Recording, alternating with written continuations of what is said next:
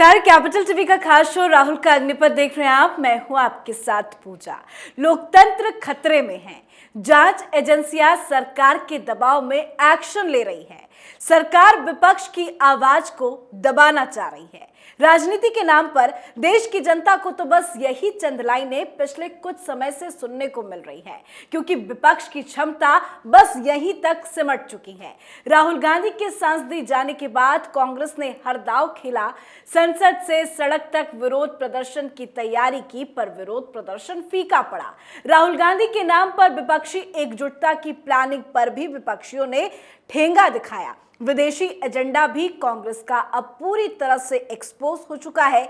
ऐसे में अब बड़ी जानकारी आपको दे दे कि कांग्रेस के अंदर खाने अब इस बात पर मंथन चल रहा है कि कैसे राहुल गांधी को कानूनी लड़ाई से बचाया जा सके, राहुल गांधी को माफी मांगना भी ना पड़े और जेल जाने से भी बच जाए। और इसीलिए अब राहुल गांधी को दोषी ठहराए जाने और 2 साल की सजा सुनाए जाने को चुनौती देने वाली याचिका तैयार की जा रही है और इसे बहुत जल्द दायर भी किया जाएगा। तो आज इसी पे चर्चा करेंगे। बातचीत के लिए मेरे साथ स्टूडियो में मौजूद हैं कैपिटल टीवी के एग्जीक्यूटिव एडिटर राजीव जी। राजीव जी, बहुत बहुत स्वागत है आपका। धन्यवाद। कांग्रेस पार्टी याचिका पर मंथन कर रही है, उसे मैं आपसे समझूंगी, लेकिन अभी कांग्रेस के बीच में क्या चल रहा है? क्या हर तरफ से कांग्रेस को निराशा मिल चुका है? देखिए, कांग्रेस निराश हताश है। राहुल गांधी के लिए जो तैयार किया गया था ब्लूप्रिंट कि कैसे कैसे एक एक दिन का इस्तेमाल बेहतर तरीके से करेंगे, वो सारा ब्लूप्रिंट धरा का धरा रह गया। पहले तो इन लोगों ने कोशिश की कि सारी पार्टियों को एकजुट करें जो मोदी विरोधी है और उन पार्टियों को फंसा के रखे इस बात के लिए कि कांग्रेस ने एक नया मुद्दा उठाया है, आप उसमें शामिल हों और अपने अपने स्टेट में राहुल गांधी के लिए कैंपेन करें, राहुल गांधी के लिए विरोध प्रदर्शन करें, ताकि आपकी पार्टी की एक्टिविटी बढ़े। कांग्रेस के साथ मिलजुल कर हम एक जो संगठित अपोजिशन है उसकी अवधारणा बनाएं और लोगों को लगे कि अब अपोजिशन एकजुट हो गया है और इसलिए प्रधानमंत्री नरेंद्र मोदी के लिए हार की संभावनाएं बढ़ गई है। ये अवधारणाओं की राजनीति है, यानी लोगों के दिमाग में बिठाओ कि अब भारतीय जनता पार्टी वो पार्टी नहीं रही जो 2019 में थी, 2014 में थी। अब भारतीय जनता पार्टी का आधार खिसक रहा है, सारी पार्टियां एकजुट हो रही है और कुछ दिन के अंदर मीडिया में कुछ रिपोर्ट भी छपने थे और जिसमें तुलना किया जाना था कि जब इंदिरा गांधी के खिलाफ जब पूरा का पूरा अपोजिशन एकजुट हुआ था तो कैसे कांग्रेस की हार हुई थी। ये दिखने में तो ऐसा लगता कि इंदिरा गांधी की बात की जा रही है, ये कांग्रेस की बात की जा रही है। इसीलिए ये भारतीय जनता पार्टी और कांग्रेस की बात नहीं है, ये स्वतंत्र पत्रकार हैं जो टिप्पणीकार हैं, वो तुलना कर रहे हैं कि इंदिरा गांधी जब उस रवैये में आई थी, उन्होंने इमरजेंसी इम्पोज किया था और उसके खिलाफ जब सारी की सारी विरोधी पार्टियां एकजुट हो गई तो इंदिरा गांधी को भी हारना पड़ा। उसी तरीके से अब प्रधानमंत्री नरेंद्र मोदी के खिलाफ सारी पार्टियां एकजुट हो रही है और इनको भी अब उसी तरीके से हार का सामना करना पड़ेगा। अब ये रिपोर्ट जो छपाए जाने वाले थे उसमें से न कांग्रेस को समझ में आता न कि भारतीय जनता पार्टी को। सामान्य लोग इस कंफ्यूजन में रहते कि ये जो बातें कही जा रही है, जो उस समय के लोग उस समय के बारे में जानकारी नहीं रखते हैं, उन लोगों को कंफ्यूज किया जाए और फिर विपक्षी एकता की बात करके मोदी और भारतीय जनता पार्टी को चुनौती देने का मंच तैयार किया जाए। लेकिन जब कांग्रेस ने ये एजेंडा शुरू किया तो उस समय सारी पार्टियों की बैठक बुलाई गई, पार्टियां आई और जब पार्टियों के अंदर से ये बात होने लगी कि राहुल गांधी को केंद्र में रख के हम लोग आंदोलन क्यों करें, अगर हम अपने अपने स्टेट में आंदोलन करेंगे तो इसके लिए हमारा अपना आधार होना चाहिए। तो पश्चिम बंगाल में सबसे पहले ममता बनर्जी ने अपना हाथ खींच लिया और उन्होंने शुरू कर दिया अपना अभियान कि पश्चिम बंगाल के साथ केंद्रीय सरकार जो है वो डिस्क्रिमिनेशन कर रही है, यहां पर फंड नहीं दिए जा रहे हैं और जो हमें मनरेगा का फंड दिया जाना था, पीएम आवास योजना के तहत फंड दिया जाना था, ममता बनर्जी ने पिछले दिनों 1,07,000 करोड़ की डिमांड की थी, वो नहीं दी जा रही है। यानी केंद्र सरकार दोहरा व्यवहार पश्चिम बंगाल के साथ कर रही है, इसलिए हम आंदोलन करेंगे। हमें राहुल गांधी से लेना देना नहीं है, कांग्रेस से लेना देना नहीं है। और धीरे धीरे दूसरी पार्टियों को भी समझ में आने लगा कि आखिरकार कांग्रेस ने राहुल गांधी को केंद्र में रखकर हमारे साथ ही विश्वासघात किया है, क्योंकि ये हाई कोर्ट नहीं जा रहे हैं और इस मामले को और तूल देने की कोशिश कर रहे हैं। अगर इनको अडानी के मुद्दे पर पीएम मोदी को और भारतीय जनता पार्टी को घेरना है तो उसके लिए राहुल गांधी को केंद्र में लाने की जरूरत क्या है? क्या राहुल गांधी ने कोई रिसर्च तैयार किया या राहुल गांधी ने इस मुद्दे पर कोई बड़े रिसर्च पेपर लाया या तथ्य और सबूत दिए? उन्होंने ही राजनीतिक मंच का इस्तेमाल किया और सिर्फ बिना तथ्य बिना सबूत की बातें कही है। वो बातें तो केजरीवाल भी कह रहे हैं, वो बातें तो ममता बनर्जी भी कह रही है। तो हम लोग राहुल गांधी को केंद्र में क्यों रखें, इस बात का सवाल उठने लगा। और पहले विपक्षी पार्टी के नेताओं ने यह सवाल उठाया कि आप हाई कोर्ट क्यों नहीं जा रहे हैं।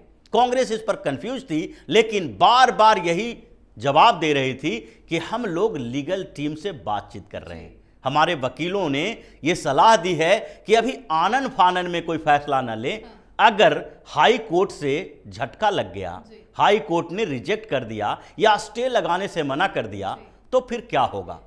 क्योंकि इसी बीच मोहम्मद फैजल का मामला भी चल रहा था और मोहम्मद फैजल के मामले में केरल हाई कोर्ट ने स्टे तो लगाया, लेकिन जब सरकार पहुंची है सुप्रीम कोर्ट में तो सुप्रीम कोर्ट ने केरल हाई कोर्ट के फैसले पर पहला जो ऑब्जर्वेशन दिया उसमें कहा कि केरल हाई कोर्ट ने यह फैसला जो दिया है आनन फानन में दिया है और एक आधार उसने बनाया है कि वहां पर उपचुनाव होगा तो सरकार का, जनता का पैसा लगेगा।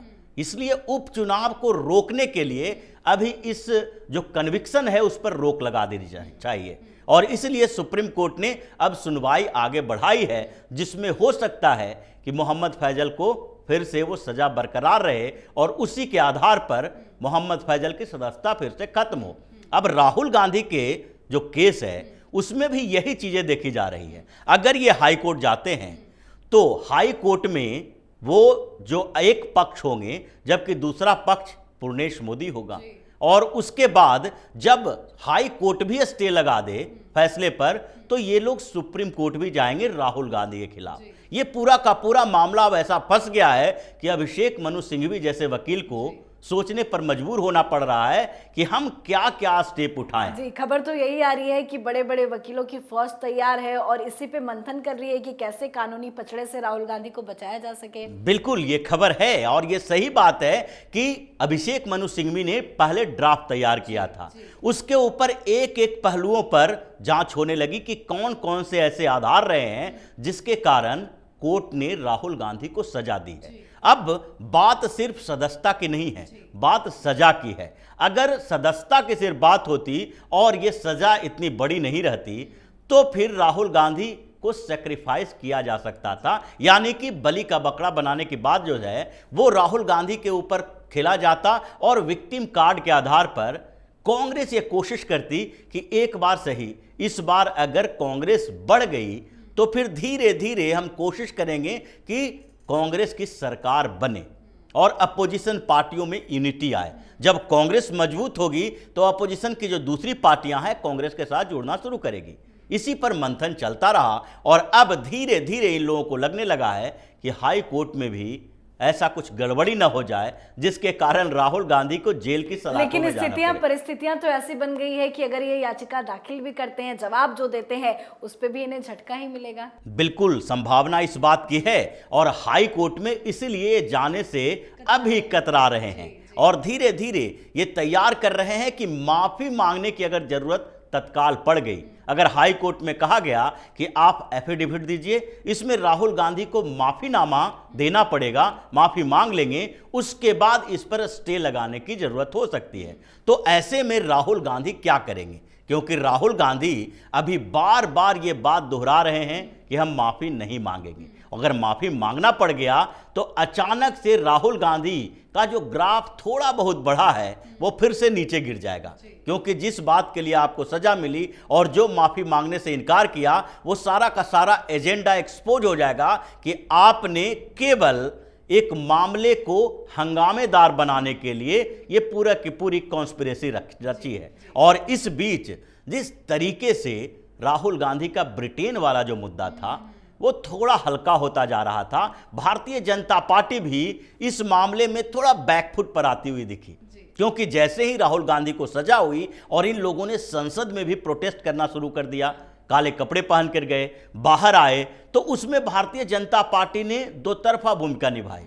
उसने बार बार ये सवाल उठाना शुरू कर दिया कि जब इनके पास हाई कोर्ट जाने का रास्ता है तो जा क्यों नहीं रहे हैं, ये सरकार की बात नहीं है, कोर्ट का फैसला है। लेकिन इस बीच भारतीय जनता पार्टी के जितने प्रवक्ता हैं या पार्टी संगठन की तरफ से जो मीडिया में भी आते हैं, उन लोगों ने बंद कर दिया था ब्रिटेन में इनके कही गई बातों के बयानों के बारे में। लेकिन अचानक से जब यूएसए की तरफ से बयान आया, अचानक से जब जर्मनी की तरफ से बयान आया, तो उसके बाद राहुल गांधी फिर गिर गए, क्योंकि इन्हीं ने जो ब्रिटेन में कहा था कि डेमोक्रेसी के डिफेंडर जो हैं यूएस और यूरोप के देश, वो भारत में डेमोक्रेसी पर बढ़ रहे खतरे के बीच हस्तक्षेप करें, और हस्तक्षेप शुरू हो गया। इसमें विपक्षी पार्टियों को ये लगा कि ये तो देशद्रोह का मामला है, और अगर इस मामले में भी राहुल गांधी को हम डिफेंड करते हैं तो फिर हमारी औकात इनसे भी बुरी हो जाएगी। और अचानक से प्रधानमंत्री नरेंद्र मोदी के नेतृत्व में भारतीय जनता पार्टी ने जो इस चुनाव में टारगेट रखा है 400 प्लस का, वो 400 प्लस से 450 प्लस हो जाएगा। तो क्या इसी राजनीति के तहत जो आज सुबह सुबह कपिल सिब्बल की तरफ से बयान सामने आया, जर्मनी को लेकर जिस तरह से दिग्विजय सिंह ने धन्यवाद कहा था, ये उसी का प्रतिक्रिया है? बिल्कुल। और ये पार्टियां जो है, जो अगर देखा जाए कपिल सिब्बल कौन है, कपिल सिब्बल कोई मास लीडर नहीं है। वो अगर चुनाव लड़ने के लिए जाएं इंडिपेंडेंट कैंडिडेट के तौर पर, तो विधानसभा क्या, उससे भी नीचे के निकाय स्तर के चुनाव भी नहीं जीत सकते। लेकिन इनकी विशेषता क्या है कि आखिरकार कांग्रेस जैसी पार्टी अगर राज्यसभा के टिकट नहीं देती है तो समाजवादी पार्टी उठ के चली आती है, जबकि समाजवादी पार्टी का लोकसभा में क्या हाल है, केवल 3 सांसद अभी बचे हैं, और उसमें से राज्यसभा में अगर उनके अपने लोगों को एडजस्ट करने की जरूरत है तो वो कपिल सिब्बल जैसे लोगों को एडजस्ट कर रहे हैं। कपिल सिब्बल कोऑर्डिनेट करते हैं सारी पार्टियों का, क्योंकि उनके पास मामला सारी पार्टियों का है। वो एनसीपी का भी केस लड़ रहे हैं, आम आदमी पार्टी का भी लड़ते हैं, सपा का भी लड़ते हैं, बसपा का भी लड़ते हैं। तो ये विपक्षी पार्टियों के जो क्षेत्रीय दल हैं उनको जोड़ने की स्थिति में है, और इन्होंने एक शुरुआत की, एक धमकी दी कांग्रेस को, और रास्ता भी दिखाया, पूर्व कांग्रेसी हैं, कि आप इन मुद्दों पर दिग्विजय सिंह जैसे लोगों को रोको। अब दिग्विजय सिंह और राहुल गांधी ये सब तो एक ही थाली के चट्टे बट्टे हैं। इन दोनों को की स्थिति ये है कि अंदर से हिंदुओं के खिलाफ नफरत, देश के खिलाफ एक तरह से नफरत का माहौल इनके अंदर है, भावना ही वैसी है। तो इसलिए बयानों में दिखता है। और अभी जो जर्मनी के मसले पर हुआ है उसमें सारी की सारी पार्टियों ने कांग्रेस का साथ छोड़ने का फैसला भी ले लिया। जी, बहुत बहुत धन्यवाद समझाने के लिए। धन्यवाद। तो अब कांग्रेस पूरी प्लानिंग के तहत चुनौती देने वाली याचिका तैयार कर रही है, जिससे राहुल गांधी को राहत भी मिले और कांग्रेस की बची कुची इज्जत भी बच जाए। पर खबर है कि जल्द इस याचिका को दाखिल तो किया जाएगा। पार्टी के बड़े बड़े कानूनी सलाहकार समीक्षा याचिका पर काम भी कर रहे हैं, जिसे 1 या 2 दिन में सूरत के अदालत में दायर किए जाने की खबर है। पर इस पूरी प्लानिंग के तहत राहुल गांधी को एक और बड़ा झटका लग सकता है। आज के हमारे शो में फिलहाल इतना ही। देखते रहिए कैपिटल टीवी। नमस्कार।